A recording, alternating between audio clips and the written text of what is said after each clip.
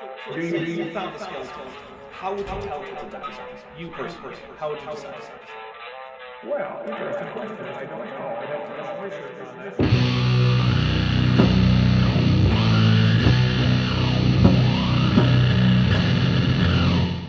Hey there YouTube, the Dapper Dinosaur here. Today, we're going to once again dive into the straw man version of evolution that Jay Seegert loves to argue against. Last time he was telling us how evolution can't adapt organisms to deal with selection pressure because it isn't conscious of what it's doing, and fish can't evolve lungs because they don't know what lungs are. Now apparently he's going to tell us about mutations, and I, for one, can't wait. DNA is like a very complex blueprint with lots and lots of information in it. No, it's not. In fact, it's almost nothing like a blueprint. And that's for good reason. Organisms aren't put together like a building or a machine. A blueprint is essentially a detailed drawing of a finished product. And for now, I'm just going to assume that the product is a building, because I think that's what most of us think of when we think of blueprints. The way a building is constructed is that finished products like wooden boards, bricks, pipe segments, pipe joints, wires, outlets, roof tiles, etc. are brought to the construction site and placed where the blueprints indicate that they need to be in the finished product. It is all done by agents who are not themselves the building, and they are generally placed in their final location, perhaps after being left in an initial staging area. This is not at all how organisms are made. Organisms take in their own raw materials and process them into the final products that will build the physical structure of the organism. Further, nothing in the organism is placed in its final place until adulthood. Instead, the whole organism grows in all directions, moving its parts around as it goes. As a result, an organism cannot build itself according to a blueprint, and DNA, which carries the chemical instructions on how to grow an organism, cannot be a blueprint. Instead, it's a bit more like a combination of a coloring book and an origami instruction manual. You see, when an animal grows, there are only 4 things its cells can do. They can grow or reproduce, they can fold, they can die, and they can differentiate, going from stem cells into cells of a particular type, like muscle cells, liver cells, skin cells, etc. So these are the signals the DNA sends, and the order and duration of these signals is what determines gross morphology in multicellular organisms. That's why I say it's like a combination of a coloring book and an origami instruction. The colors are like different cell types, and the origami instructions tell you how to fold up all those cells to get a 3D organism at the end. So let's temporarily talk about storage capacity of DNA. Okay. Imagine you're holding a teaspoon from your kitchen. Sure, I held one earlier today when I was stirring my coffee, so this should be easy. And it's filled with your DNA. Well, that's a weird thought, especially since a teaspoon is the upper end of the normal volume of ejaculate for a human male. Fun facts with Dapper. How much information could you fit in a teaspoon's amount of DNA? Enough to make one human baby, or I guess half as much? Well, we back up our computers, right, in case they crash. So let's say you want to back up a teaspoon amount of your DNA. Well, let's say you want to put it on a 64 gig thumb drive. 64 gigs pretty big for a thumb drive. You could fit almost 1 million pages of information on a 64 gig thumb drive. That's a lot of space. A lot of information could be stored there. So how much of that thumb drive would be filled up from just a teaspoon amount of your DNA? About 1.25%, or practically none of it. Well, it would fill that whole thumb drive up. No, it wouldn't, since the human genome is about 3.2 billion base pairs long. Since each base pair can have one of 4 variations, it takes 2 bits to encode each one in plain binary. That means it takes 6.4 billion bits to record a single human genome. That's the same as 800 megabytes. Since every cell in your body is going to have a basically identical copy of your DNA, the only thing going on in a teaspoon of it is that you have the same DNA over and over and over again. A single backup on a single medium is just as good as a bunch of them on the same physical device. So you could fit your genome onto a 64 gig thumb drive about 40 times or so, given that you're actually a diploid and 3.2 billion is the haploid number. Far more than the one time that you would need to. In fact, you'd need more than one thumb drive. How many would you need? 1,000? Wow, that would be really impressive. It's not true. In fact, it's not true because you'd need less than one. But also, if you have big number therefore God on your bingo card, make sure you check it off. I'm skipping the next bit where he keeps giving bigger and bigger numbers. Eventually he lands on the number 50,735,000,000. Oh, but that all happened by accident. Particles were banging together over history and we got DNA. My faith isn't strong enough to believe that one. Well, since particles banging around is about as good an explanation for evolution as some Jews moving their mouths a long time ago is for Christianity, it's fine that he doesn't believe that. Evolution isn't that hard to figure out. If you have something that has some storage structure for instructions that dictate how it interacts with its environment to a significant degree, and that thing can produce copies of itself, but with changes to that structure, and those changes can affect how many copies get to be made, then evolution is mathematically inevitable. Living things meet these criteria, but so too do the subjects of genetic algorithms in computers. Computers actually design things, including code with evolution.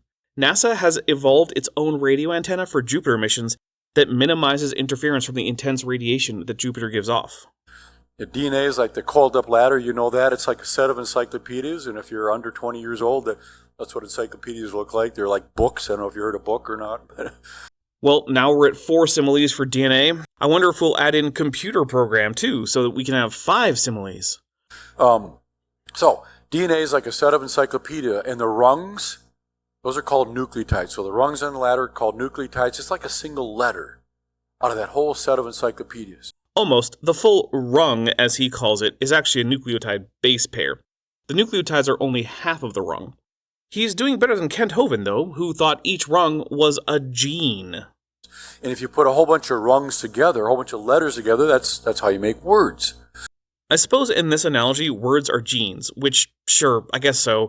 It's not the worst analogy out there. And if you put thousands of these rungs or nucleotides together, that's how you make a chapter in the set of encyclopedias. And a chapter is equivalent to like what we would call a gene, the genes that you have in your DNA. Yeah, I guess. I got how he's mapping this onto an encyclopedia wrong, but in my defense, that's in part because encyclopedias don't have chapters, they have entries. And then if you put thousands of genes or thousands of chapters together, that's how you get a single volume, one of the books of that whole set, which is also what we call a chromosome. I actually think that the chromosome to volume comparison is decent, although it's worth noting that chromosomes can vary wildly in size and content, which is not so much true for encyclopedia volumes. And then when you look at the entire genome, all of the DNA, that's like the entire set of encyclopedias. For humans, we call it the human genome. So what's the point of all this? That's a little biology 101. Many of you probably already knew that already, but just some basic stuff. I'm going to go out on a limb and say that virtually everyone in my audience not only already knew this, but currently knows it better than Jay Seegert does. So, again, here's the story of evolution. Let's say you had a biochemistry textbook. It's very technical. It's got a lot of information in it. The amount of information in a single-celled organism is about equivalent to an entire biochemistry textbook. That depends. Different single-celled organisms can have wildly different sized genomes. The organism with the smallest known genome is Mycoplasma genitalium, which is a parasitic bacterium that infects humans in their urinary tracts and genitals. Its genome is at most about 590 kilobases, or 147.5 kilobytes. On the other hand, Polychaos dubium, a relative of amoebas, has a genome of 670 billion base pairs, taking up 167.5 gigabytes. But hey, what's 6 orders of magnitude among friends, right? Interestingly, creationists are often wrong by 5 to 7 orders of magnitude. So this is a nice little coincidence. So there are no simple cells. Well, that's relative, but also no cell today is the same as the first cell. Every single cell today is the product of over 3 billion years of evolution. We can't really just assume that the simplest modern cell is a good analog for the first cellular life. That's a lot of information in that single cell there, but remember, we need to turn that cell all the way into a human being. Oh, an organism that has far less information than many single-celled organisms? Doesn't seem too bad. Human beings are much more complex than a single cell. Are they, though? It seems intuitively true, but intuition is basically useless in science. Do we have a way to quantify complexity and then show that humans have some particular level of it? While P. dubium has a lower level? Not that I'm aware of, but it would be interesting if J has such a thing. So how do you do that? It's still drift, mutation, and selection, like the last time he asked this stupid question. Well, here's a book that was produced from the Bioinformatics Symposium at Cornell. They put all the papers together and produced a book. Here's one of the pages. Don't worry about reading all that right now, but I've highlighted a certain section. I'm going to put that off to the side here. Oh good, Jay has been toiling away in the quote mines and has hit a gemstone. If we had this book and we copied that book over and over and over, millions of years from now, we would just have a lot of that book. Setting aside the problems inherent in continuing any human activity for thousands of years, never mind millions of years, sure, I guess so. It wouldn't be anything else. It would be that book, lots of copies. If we want to take that book and make it much better and more complex, we can't just copy it. We'd have to make some changes. Well, what changes are available to evolution? Pretty much anything compatible with physics. The mutations we've been talking about. Mutations are these accidental copying errors. Oops, oops, oops. So let's take a look at what a copying error looks like. The first one is called a duplication error. And now we start looking at the genome/book analogy at such a granular level on the book side that any validity to the analogy has long since broken down. Genomes aren't books, and mapping different kinds of mutations onto different kinds of scribal errors won't tell you anything useful about either mutations or books. A duplication mutation. So I took the word level up there and I added an extra L at the end. It doesn't spell level anymore. It kinda does, though. Like, no one reading that book who is fluent in English is going to be confused by that misspelling. The only reason anyone thinks of it as wrong is because dictionaries decided to arbitrarily decide on so-called correct spellings, and people just kinda let them. But there's nothing about either English as a language or about reality itself that dictates that the word level must be spelled with 2 rather than 3 L's. But DNA doesn't have any dictionary telling it what it's supposed to say. It's just chemistry, and some mutations, including duplications, don't really change anything much. A single nucleotide duplication, which is really just an insertion, can change a reading frame and result in a whole new protein, or the lack of one, but a whole genome or whole gene duplication can result in no change except providing the material for future mutations without loss of function as a result of redundant genes. That's not something that really happens in text, which is why text is a poor analogy. Also, in general, texts are designed so that they are supposed to be read in the order in which they appear from front to back. But a genome isn't like that. Genes aren't arranged in a particularly important order, and genes frequently migrate from one section of the genome to another to no ill effect on the organism. That can't happen in a book, which again is another reason that this analogy is stupid when you follow it down to this level of detail. Like all analogies, eventually this one breaks if you take it too far, and Jay loves to take analogies too far in order to say that science is wrong, when in fact it's just his analogy that is wrong. Now, I know what you're thinking. If you were reading that, you'd think, well, it's level. It's a typo, and you'd move on. That's not how our genes work. I'm glad he agrees with me that this analogy is bad. I bet he won't abandon it, though. If our genes saw that, it'd be like, I don't know what this is, and it would move on. You just destroy that piece of information by duplicating a letter. Maybe, but many genes exist in more than one copy, and you might just as easily have also created new information. And if the duplication is 3 base pairs long, then you've actually probably just added a single amino acid to the protein, and depending on what it was, that could enhance, degrade, or do nothing to the function of that protein. So it all just depends. You can't say that any duplication destroys a gene. And of course, this is assuming that the mutation even happens in a gene. Most of them happen in eukaryotes in the intergenic regions of junk. Then we have a deletion mutation. Take the word model and take the M out. It doesn't spell model anymore. Then we have a substitution mutation. We take the P out of probability and put a Z in there instead. Doesn't spell probability. And to all these, the response is basically the same. The chemistry of genetics is almost nothing like the use of letters in English to convey messages in that language. Just like with insertions, deletions and substitutions can do from nothing to helping to hurting an organism. The fraction of genetic sequences that can be turned into functional proteins or can function as regulatory sequences is far higher than the fraction of possible arrangements of letters, spaces, and punctuation marks that can function as meaningful words or sentences in English. But what if we wanted to make this analogy of language to genetics better? Well, let's help Jay out a bit and give it a go. First, we need to switch languages. English is far too complicated and silly to be a good analogy to genetics at the level of nucleotide sequence. In fact, all natural languages are. Let's instead look at Tokipona. Tokipona is a constructed language created by Sonia Lang, a Canadian translator. She wanted a simple language, as simple as possible. Tokipona is said to have 137 words, but this is not really true. What it has are 137 lexemes. A lexeme is the minimum part of a word that has meaning. So for an overly complicated example, the word anti-disestablishmentarianism has the lexemes anti, dis, establish, ment, rean, and ism. That's 6. Most words have 1 to 3. In order, they mean against, undo, establish, the act of, advocacy for, and the belief in. Each one adds meaning to the word, and without them, the word would have a different meaning. Only the established part of the word cannot be removed. Similarly, the so-called words of Tokipona can combine to form new concepts related to their components. This means that any utterance in Tokipona is a collection of these 137 lexemes arranged in some order. Now that means that for any utterance in Tokipona, the possible lexeme space for Tokipona of that length is 137 to the power of the length of the utterance. So for a 4-lexeme utterance, the number of possibilities are 352,275,361.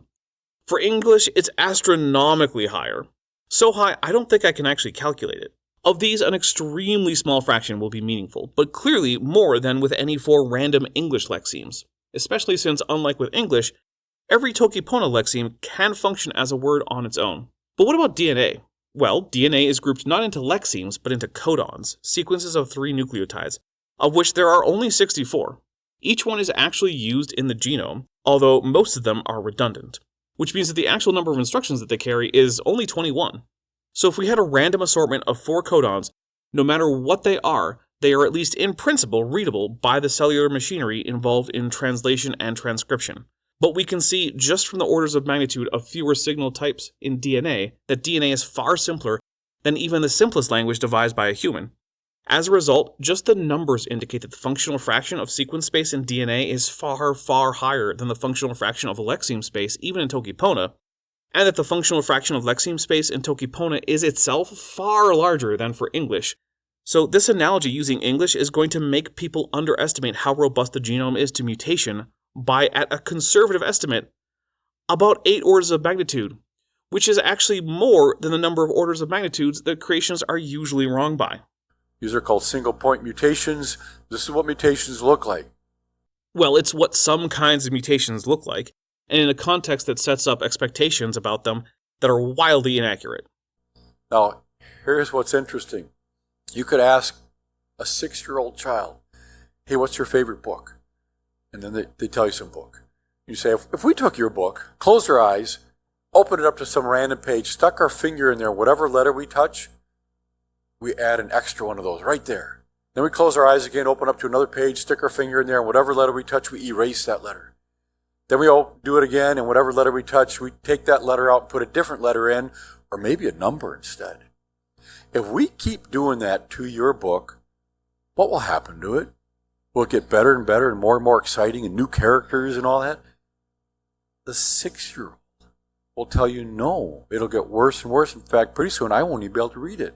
Yep, there it is. J is banking on the many orders of magnitude smaller functional fraction of English character space than even English lexeme space, which is already many orders of magnitude smaller than the functional fraction of nucleotide space. This is why analogies are dangerous. If you're using them with people who need them, then chances are you can mislead them when you go past where the analogy fails, and pretend it hasn't anyway. For people who understand the topic well enough to not need such help, you're just wasting their time at best, or showing yourself to be either stupid or dishonest in a case like this. A 6-year-old understands this. Yes, a 6-year-old might well be able to understand a book, but since the genome isn't a book, that doesn't really matter. You have to be highly educated to not get this. Or maybe it's that when you're highly educated, you can see where the analogy fails and realize that this argument is pointless. And that's what happens with many of these PhD scientists. They're brilliant. Brilliant enough to know when an argument isn't even talking about the topic, like this one. But they either don't know about this, or they don't want to think about it. No, they just aren't lying idiots like Jay Seegert. Because it's so straightforward. How do you make these random changes and make life forms better and better and better over millions of years? It's not going to work. Except that we see it work. We see it work all the time. Humans evolved to eat a new food source, dairy. Bacteria evolved to eat nylon. Humans have mutations that make them hugely resistant to heart disease. We've seen coyotes evolve to become better able to live in urban environments. We've documented evolution in real time in lizards, birds, mammals, plants, bacteria, and fungi. Jay is basically telling you that cars couldn't possibly actually move people around while currently riding in one. If it didn't work, then we wouldn't be seeing it working. But as challenging as anything that I might have shared has been so far, which is to say, not challenging to anyone with a high school level of understanding of the topic, Okay, not very challenging at all then. But let's brace for it to get more challenging since we really have no way to go but up. The challenge for evolution gets much worse. This is where business picks up. If you've been bored out of your skull so far, this is where it gets fun. Oh, goody. I've given this talk many times. I have yet to ever have one single skeptic come up to me afterwards and talk about anything that I shared. Wouldn't it be funny if I talked about it and then people were to send this to Jay Siegert at the email address? You probably shouldn't, but then he is a stooge for Christian nationalism, so whatever, f*** him. They'll come up all upset. Well, what about all the evil in the world? So that's a great question. I can address it, but could you first address why I was here this evening, the presentation I gave? I, for one, was planning to address this presentation and not planning to bring up the problem of evil. I'm not sure why I would. I don't really care to disprove the existence of God. That's a metaphysical question, and I'm here for science. At some point, do you think he'll actually tell us what his argument is instead of masturbating to how good he thinks it is? I already cut out some of it. Well, what about carbon-14 dating? That's another great question. I'd love to answer that, but could you maybe address like the whole DNA thing? So far, I can't. Not because of how amazing the argument is, but because it hasn't even been presented. How is the information written on our DNA? Well, at no point has he defined what information is in this context, but for all actually useful definitions I've ever heard of or can come up with, it's encoded in the nucleotide sequence. When you find out, that's when you'll easily understand evolution's not possible. Get on with it. Yes, get on with it. Get on with it. So let's say you're looking at a segment of your DNA and you're reading it and it spells, was it a rat I saw? Well, it can't because there are no letters in DNA, just 4 different chemicals. So it's kind of like asking me to watch this video and then asking me to imagine that the video smells purple. It's not really a thing. Kind of a weird statement. In English, we read from left to right. I can do, because of fundamental category errors that Jay seems to be too stupid to realize he's made. But I guess I'll hear him out. But you may have already noticed, you can also read that backwards. Was it a rat I saw? It's called a palindrome. Hey, he said something that's true. Take a drink, everybody. Kind of fun. Not a very meaningful sentence, but you can read it forwards and backwards. Pretty fun. This is what we've discovered about our DNA. Wow, I sure do wish we would talk about DNA in this section on DNA. But yeah, there are palindromic sequences in DNA. Much of it can not only be read forwards, it can also be read backwards. That there are palindromes? Okay. Out of 3.2 billion base pairs, I'd be shocked if there were no palindromes in there. But guess what? Yeah, but it isn't in eukaryotes. That's mostly a thing that happens in bacteria with their much smaller genomes. So unless by our DNA, he just means any DNA on Earth rather than human DNA, he's wrong. The challenge for evolution gets worse. Is the what that Jay uses disgusting AI slop in his slides? Because that seems to be at least part of what the what is. And the evidence of design gets better and better because our DNA doesn't have messages that read the same thing forwards and backwards like that example. It's more like this. Take a look at the word desserts. You spell that backwards, it spells stress, which is what I get when I don't get dessert. Well, so far there hasn't been one. Just noting that there are DNA sequences that work in 2 directions isn't on its own a challenge to evolution. That's just a claim. In order for it to be an argument, there needs to be some reason to think that the claim is true, which it probably is, and that the claim is a problem for the truth of some other claim, and that's what we're lacking. It would be like me trying to tell Jay that Christianity is false because sometimes churches burn down. While that's true, that bare fact doesn't seem to obviously mean that Jesus didn't rise from the dead. I need to actually provide a reason why I think that Jesus rising from the dead would mean that churches don't burn down. Even then, Jay may well not find my argument compelling, but at least it would actually be an argument. So far, we're not even at that stage yet. We're just at the initial claim stage. So we have 2 pieces of information. You get one piece when you read it one way, another piece when you read it the other way. Which is not a palindrome. I don't think there's a particular word for this, but if there is, let me know in the comments, because I like to learn things. But again, what's the challenge here? But again, picture this in our DNA. We can't just keep it there. We got to make this better and better and better and better. It's important to keep in mind that DNA doesn't get better in some objective sense. What happens is that the phenotype that the DNA produces gets better adapted to its environment. But that's not better in all environments. In fact, it necessarily means getting worse and worse for other environments. Evolution isn't some great chain of being from lower organisms to higher, better ones. It's just adaptation to the local environment, which also means becoming less adapted to other environments. And the only thing that is available to an evolutionist is copying errors. So let's make a mutation here. We'll just delete the T randomly. It doesn't spell desserts. Yep. When you delete a letter from a word, the word is no longer the same. But it also doesn't spell stressed. One change messed up two messages because it messed up the one way, and when you read it backwards, it messed up that message too. And no one is claiming that a single nucleotide deletion in a gene isn't going to break anything. It would kind of have to, at least to some degree, since it would shift the reading frame of the gene, and the gene would probably lose its stop codon. But alternatively, it could also shift the reading frame in a non-functional region and neo-functionalize a section of the genome that was previously junk, and now a new protein is forming. Sure, it's not going to be a particularly useful protein at first, but it can evolve to become one if it has any biochemical activity at all, which it probably will.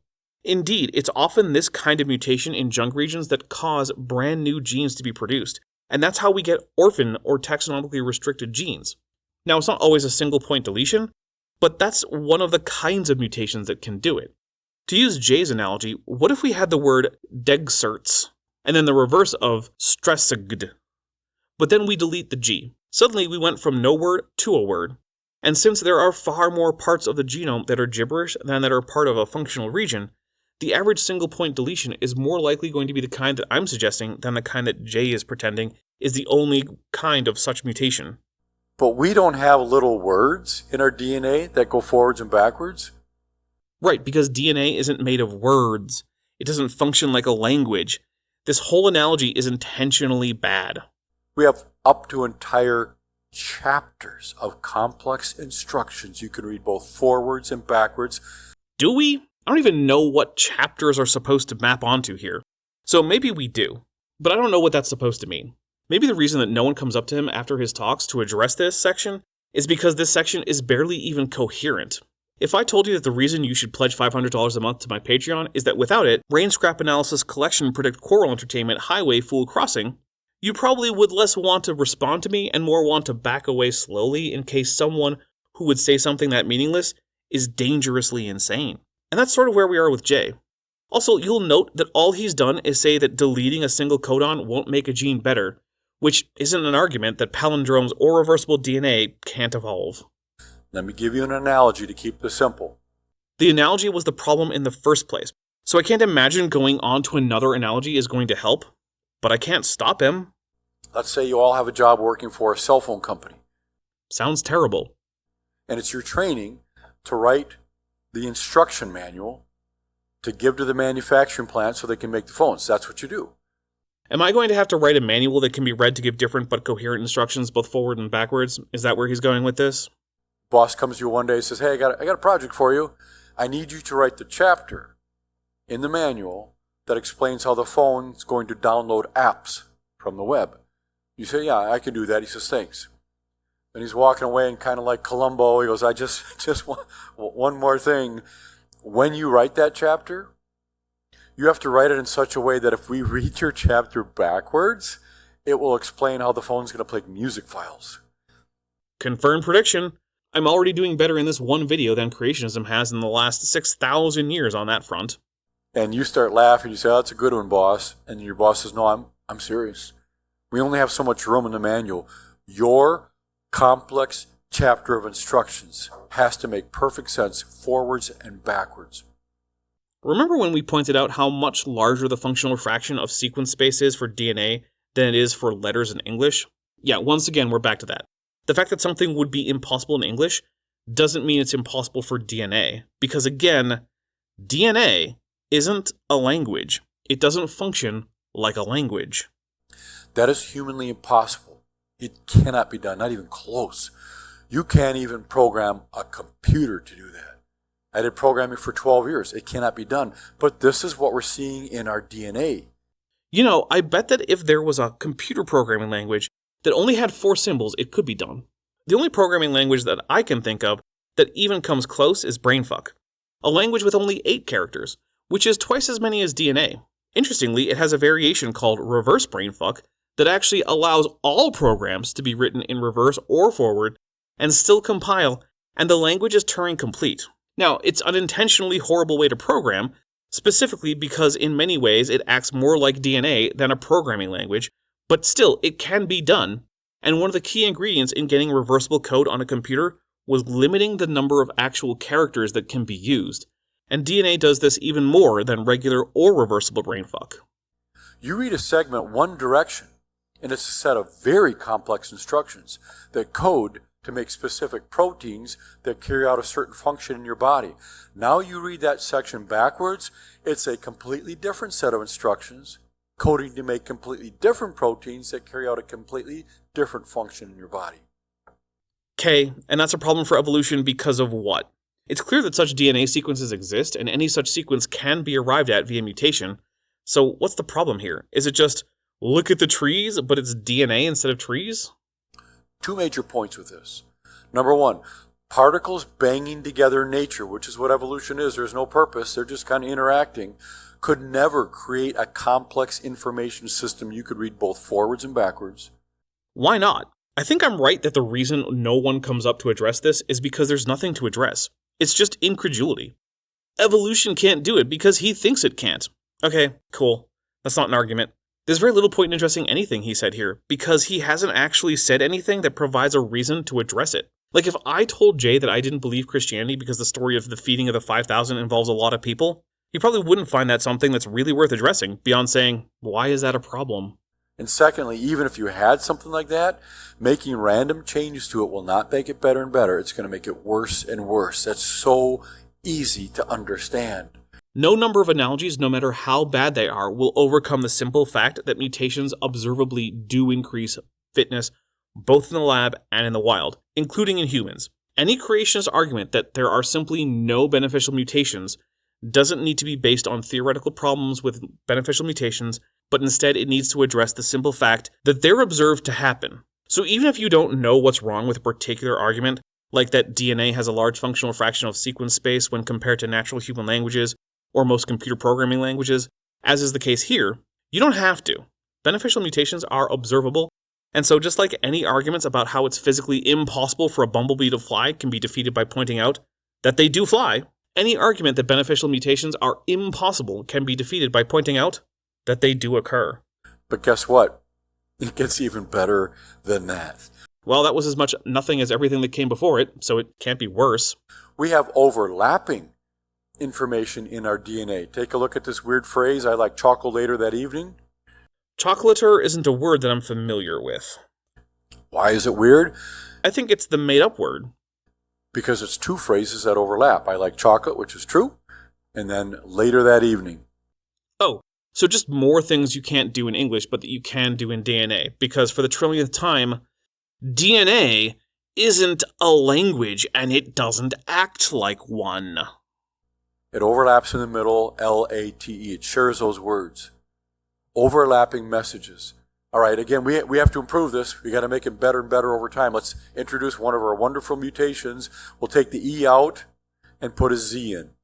And of course, we're once again bringing back one of the big reasons that English is a bad analogy for DNA. It has way more possibilities for what a token can be in the alphabet with 26 letters and a host of other symbols. I feel like so far this whole video can be summed up with the phrase, DNA doesn't operate anything like written English. It doesn't spell I like chocolate, and it doesn't spell later that evening. One random change messed up 2 messages because they overlap. Wow. We don't have a few letters that overlap in our DNA. We have up to entire chapters that overlap each other. Can you imagine? I think maybe he means chromosome by chapters. But if that's the case, then this isn't true. It might be true if by chapter he meant gene, but then it gets way less impressive. I'm not really sure what he's doing here. This is why you really shouldn't use analogies for the genome. They're usually more confusing than helpful. 2 chapters in a book, you start reading from here to there, and it's 1 chapter, and then you start from here to there, and it's another chapter. They actually overlap each other. I guess he does mean that the chapters are genes. And yes, I can imagine that. It would be very annoying to read, but I can imagine it. That's what we have in our DNA. But guess what? It gets even better than that. This framing device really sucks, since it's never true, and now he's reversed it for some reason. I think he just forgot what he was doing. We have spliced information in our DNA. Look at the same phrase I had up before. I like chocolate later that evening. Let's underline a few segments and then bring them down below. And it spells I like her hat. This is actually an interesting thing that eukaryotes do that bacteria largely don't. In bacteria, genes run continuously and aren't really broken up. But in eukaryotes, they're divided into exonic regions that actually contain the coding sequence of the gene, and introns which do not, and are cut out of the RNA before it can be used to make a protein. But different sets of exons can be used to produce different proteins. And I think that's what he's talking about. I'm not sure what about this can't evolve, but that's the theme for today. Just pointing out that something exists, as if doing that is an argument for or against anything. That's a spliced message. We took a few random things out of the main message, put them together, and we got an additional piece of information. This is what we see in our DNA. We have spliced messages. Again, we need a random mutation to make this better. We'll just randomly delete the H. It doesn't spell I like chocolate, but it also doesn't spell I like her hat. One change messed up two messages. I just wish that meant anything for the question of whether evolution is true. But we don't have just a few letters that get spliced in our DNA. We have up to long sentences and short paragraphs. Again, with using analogies that don't clearly map onto the concept of genetics. If a chapter is a gene, then what the heck is a sentence or a paragraph? What's a word in this context? I don't know, and I don't think Siegert does either. I think he just wants you to think that DNA is neat, and that therefore, for some reason, it has to be a miracle. As if nothing that nature produces can be neat. Well, I've been to a lot of neat natural places, and seen a lot of neat natural things. Nature can be very neat. As an analogy, let's say you were reading the biochemistry textbook from cover to cover. It's very technical, you just learned a lot of information. Now go back and take random sentences and short paragraphs from throughout the book, put them together. Oh, we got another chapter. That's actually really easy to do. Basically what he's describing is just a stereotypical ransom note with the words cut out of different bits of a magazine or newspaper. That might actually be the least impressive of the various facts about DNA that he's given us. You couldn't write a book to do that. I actually think it would be harder to write a book that couldn't do that, but whatever. But that's what we see in our DNA, and guess what? It gets even better. How many times can one man say look at the trees in one talk? The closest thing to an argument he's made is that I couldn't write a book that does what DNA does, and in most cases, that's true. But also, I can't build a house that does what a whale does. Who cares? Why would I need to? Why would I want to? How would that mean that whales are miracles? I also can't build a telephone that does what a hurricane does. These things are very different. They don't do the same things, and they don't come about by the same processes. And if you want to say that they do come about by the same process, which is more or less what he wants to say for books and DNA, then all the pointing out how different they are does is undermine that. Than that, we have embedded messages in our DNA. So take a look at this sentence. Can you show Mike Owen checks from Oliver's latest facts and set it on the desk? Is this just going to be putting coded messages in text? Because that's not hard to do. Let's circle every eighth letter and then bring them down below. And it spells chocolate. There's a theme going on here. It's my talk. I can do that. Yep, so first, this has been done with text for thousands of years. It's not special or new. But also, I don't have any clue what this refers to that DNA is doing. DNA doesn't work by pulling out every nucleotide based on a modulo function, which is what he's describing here. Also, modulo is one of those fun mathematical operators you don't normally learn in school, but I actually use it all the time. It basically returns the remainder after dividing a number by another number. A modulo has the format of A mod n, where A is the number you're checking and n is the number you're dividing by. So if we took, say, 19 mod 2, the answer is 1, because 19 is equal to 9 times 2 plus 1. That plus 1 there is the remainder. 19 mod 7 would be 5, because 19 is equal to 2 times 7 plus 5. So what he's doing is, in computing terms, saying, check each letter where the variable A is equal to the index of the letter in the string, and print each letter with a mod 8 that equals 0. It's a fun thing to do in cryptography and computing, but I don't see where this is happening in DNA. Maybe if he stopped with this stupid analogy, I would. But, again, we need a random mutation to make things better and better, so we'll just randomly delete the H. It messed up the main sentence up there, didn't it? Yeah, and does he think anyone disputes that mutations can change things, including breaking them? But now, it's going to mess up the embedded message because all of the letters after that letter we deleted, they're going to shift over one spot. And now it spells this, which is meaningless. I mean, Calaxid might be meaningless, but I'm at a loss as to how this maps onto any genetic process. However, something similar does occur in terms of shifting DNA as a result of insertion or deletion. Genes exist in something called an open reading frame. In order for an open reading frame to exist, it must have a start codon, then some natural number of codons, then a stop codon. Now, insertions and deletions can disrupt this, since if the number of nucleotides inserted or deleted isn't evenly divisible by 3, then the stop codon will shift and no longer exist within that reading frame. But also, this can create open reading frames. Remember, there are only 4 nucleotides and they come in groups of 3, so there are 64 codons. Of these, 3 are stop codons: uracil adenine adenine, uracil adenine guanine, and uracil guanine adenine. So of any 3 random nucleotides, the chances that they will form a stop codon are 4.6875%. Which isn't high, but given that at least 80% of the 6.4 billion base pairs of the diploid human genome are junk, that means that in the junk there are about 80 million stop codons just waiting in the junk DNA. There are only about 26.6 million start codons in there, but what that means is that for any given start codon, there is likely to be a stop codon just waiting for an insertion or deletion to create a new open reading frame, and thus create a brand new gene, and by the very mechanism J is dismissing. One random change messed up the main message, and it also messed up the embedded message, and this is what we have in our DNA. I don't think it is, but okay. There's embedded messages like that. It's amazing. I'm not really sure what's amazing about a modulo function, but since near as I can tell, that's not even a real thing in DNA, it's extra not amazing. But guess what? It gets even better than that. We have encrypted messages.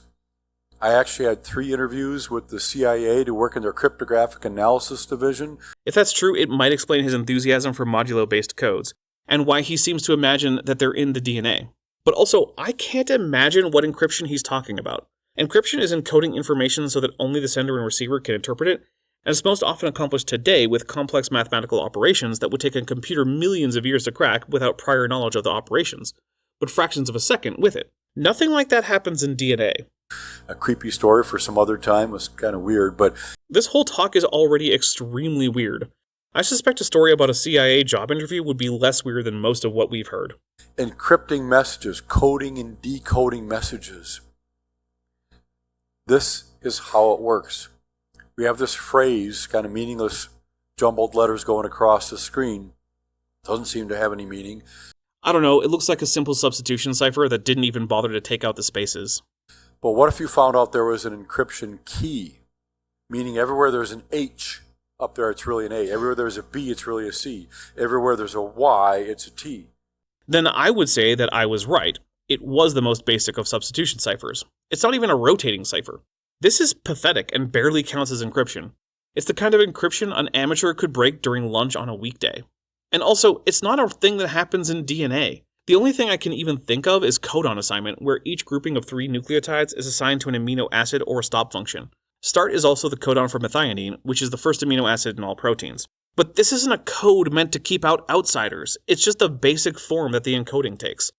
It's the plain text. It's no more a code than standard English orthography is a code, which is to say that while it is, it's the lowest level of code and intended for ease of use and interpretation, even if it often falls short of fully meeting that goal. So if you make all the substitutions, it actually spells this as an encrypted message. That's one way of doing data encryption. It's very complex. There are other methods as well. It's literally the simplest method. All the other methods are more complex. But let's take a minute to think through what would be required in nature to create an encrypted message system, keeping in mind there's no God, no creator, no designer. Particles just banging together. You got a big bang with some hydrogen, helium, and a little bit of lithium, and these particles are banging together, and billions of years later, we got encrypted message systems. But we don't, though. At least not that I can see. What would these particles have to do banging into each other? This is what they would need to do. First of all, they would have to create and develop a language system using symbols. Well, DNA isn't that. DNA isn't a language. It doesn't speak a language. It doesn't have words. It doesn't have thoughts to convey. It's just chemistry. Now, sure, we can talk about codon assignments in genetics as a code, but it's fundamentally a different sort of thing. It's not encoding a language, it's not symbolic, it doesn't require that a mind read and understand the message. We just use words like code and message as analogies to make this easier to talk about. Jay seems to be confusing anthropomorphic analogies for literal truth, which is really dumb, but it's also something I kind of see a lot with creationists. Another example is when Randy Galuza complains that in order for nature to select something, it would have to have a mind. I guess the basic human tendency to talk about things as if they have agency, even when they don't, for the sake of ease of communication, is far too complex a thing for the average young earth creationist to fathom.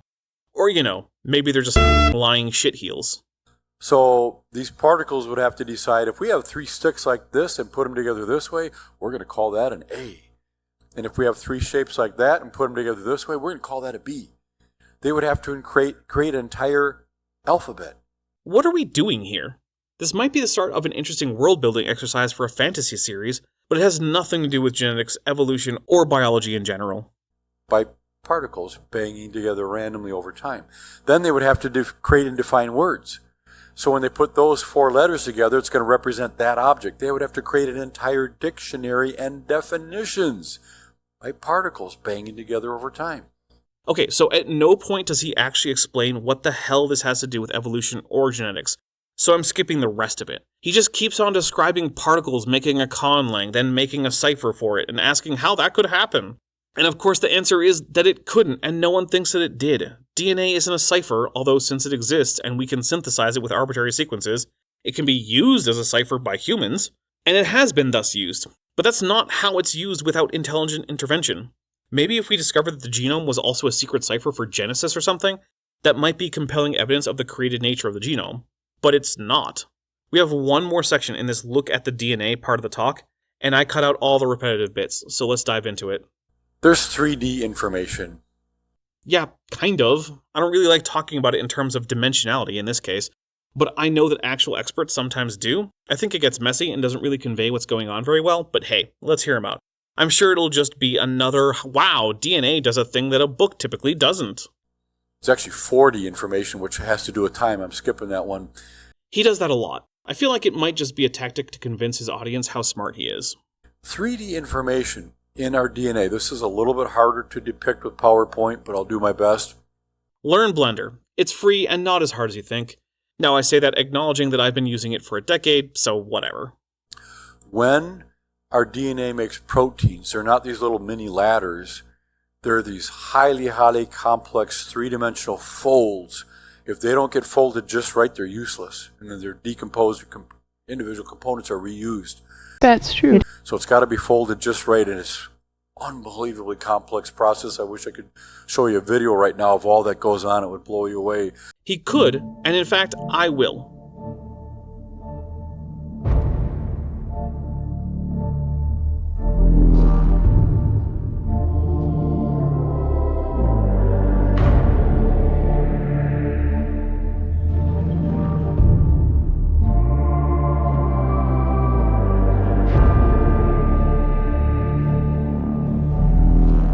That wasn't so hard now, was it?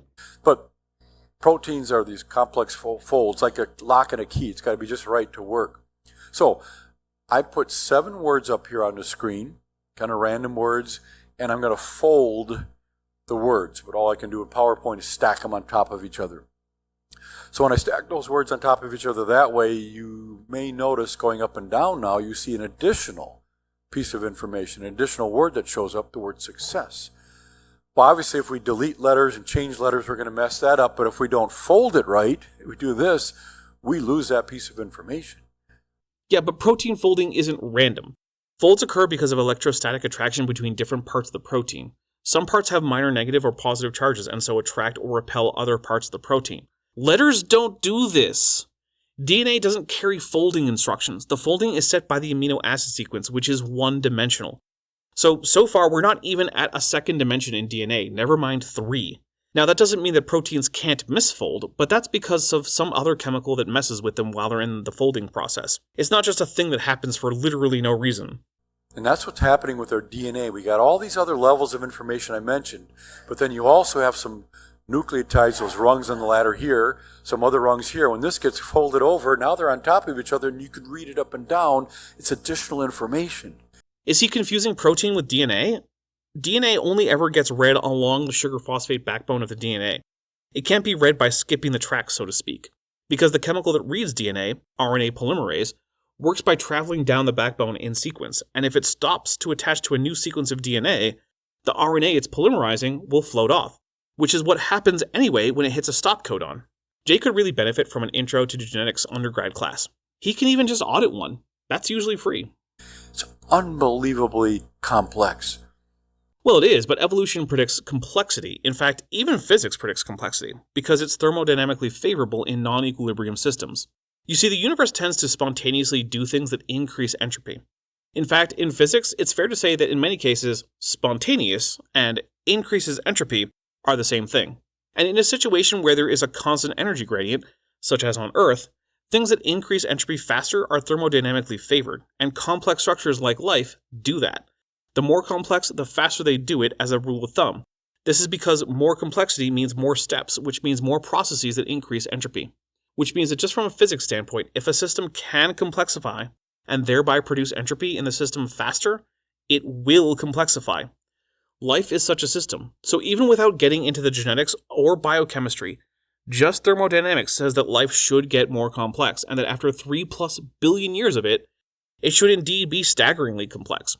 That's not a bug, that's an expectation. Further, at the level of population genetics, just genetic drift favors complexity. So we should expect that organisms complexify regardless of whether it's adaptive, and that they will simplify only when there is pressure to do so, as there often is in the case of parasites, which are often radically simpler than their relatives. So wrapping this up, certain things look pretty good. From a certain distance or a certain angle, like the bright red BMW, we envisioned opening that hood to see the beautiful engine.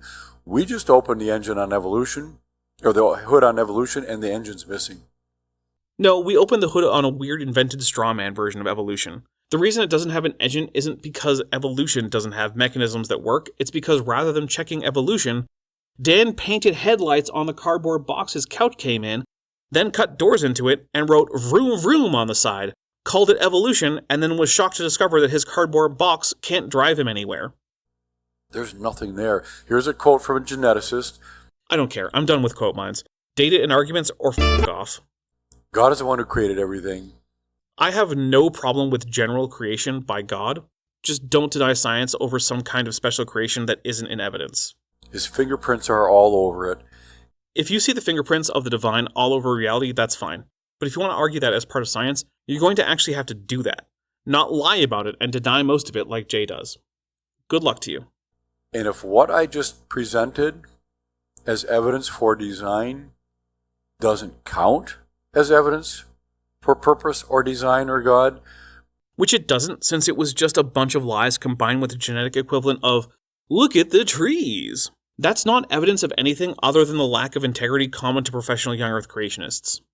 Please give me an example of what you would accept as evidence.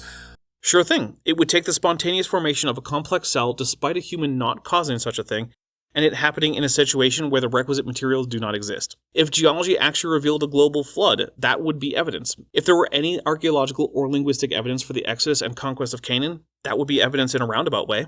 If the time to the most recent 4 ancestral alleles for most parts of the genome of all organisms coalesced at about the same time, presumably 4.5 millennia ago, that would be evidence. If the number of species of terrestrial tetrapods could be fit into the time frame of the Noah's Ark story, that would be evidence. If we found that some of the mutations that are required for evolution were physically possible, but they just didn't happen anyway, that would be evidence. If the genetic similarities between morphologically similar species were only in the functional parts of the DNA, and even then only in the parts that determine gross morphology, then that would be evidence of separate ancestry, which technically doesn't demand intelligent design, but it seems to me like it at least leans that way. I've asked skeptics that very question. They'll come up to me, there's no evidence that God exists or that creation is true. I'm not here to assess the question of whether God exists. It's not a question that I can figure out a way to test scientifically, and this channel is primarily about science, so as far as I'm concerned, it's off topic. I asked him a simple question, very respectfully. No, he didn't. He asked the question politely, I expect, but respectfully, no. Part of respect for people is that you not lie to them, that you actually be intellectually honest, and that is something that I don't think Jay even can do. He might have thought he was being respectful, but he's wrong. Jay doesn't respect science, he doesn't respect others, and I suspect that he doesn't even respect the Bible. They say, okay, tell me, what would you accept as evidence for design or creation? What would that look like? If you saw A, B, or C, that would definitely be evidence. Since I don't want to repeat myself, I'll summarize by saying things that are both true and that actually point towards design.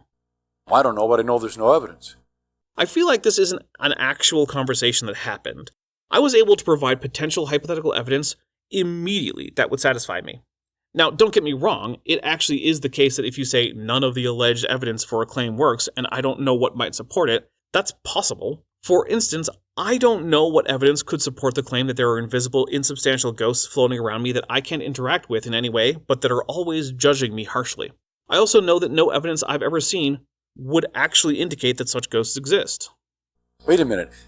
If by your own admission you don't even know what the evidence would look like, how do you know it doesn't exist?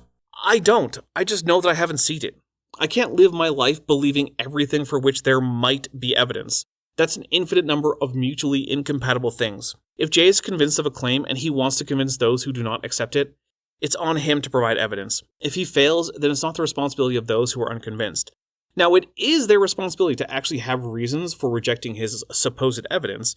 Otherwise, they're not being skeptical, they're just denialists. And indeed, there are denialists out there who accept evolution.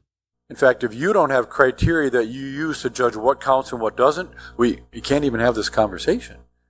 Sure, but I can have criteria without knowing exactly what would meet them. For instance, for the example of the invisible, insubstantial, judgmental ghosts, I know that evidence for them would be any verifiable fact that makes it more likely that they exist than that they don't. I just don't know what fact would meet that criterion.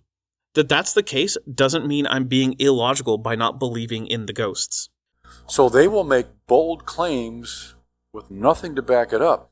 Nothing except math, measurements, statistics, confirmed predictions, experiment, etc. They say the evidence doesn't exist, but they can't even tell you what it is they would expect to see. Yeah, I expect to see this. If I saw it, I would say there's a God, but I don't see it.